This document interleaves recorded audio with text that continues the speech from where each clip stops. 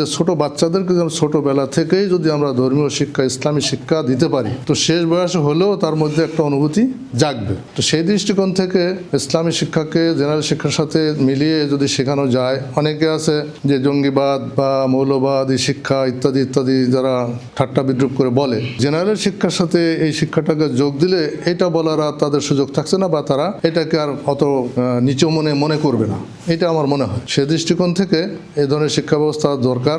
এই প্রতিষ্ঠানটাকে যেভাবে তৈরি করার চিন্তা ভাবনা করা হয়েছে মনে হয় আমাদের বাচ্চাদের জন্য উপযুক্ত হবে এবং তারা ইসলামী ভাবধারা নিয়ে গড়ে উঠবে, ইসলামী চিন্তা চেতনা এবং শিক্ষা নিয়ে তারা তৈরি হবে।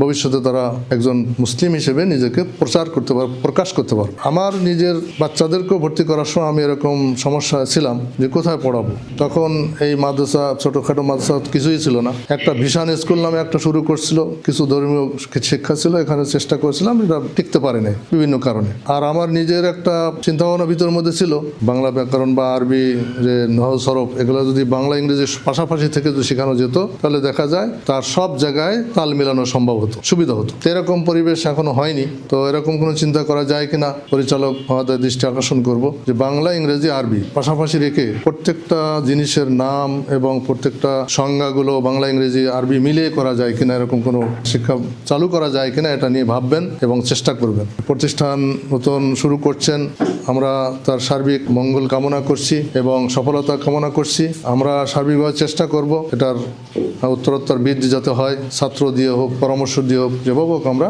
সার্বিক সহযোগিতা করার চেষ্টা করব। জীবনের প্রয়োজনে শিক্ষার আয়োজন, জ্ঞানের ঝর্ণা ধারায় ঢুকে দিই, ফুলের সুবাসে রাঙাতে সবার মন, প্রাণের স্বপ্ন ধারায় ঢুকে দিই। আহা হা ও লা লা লা লা লা লা লা।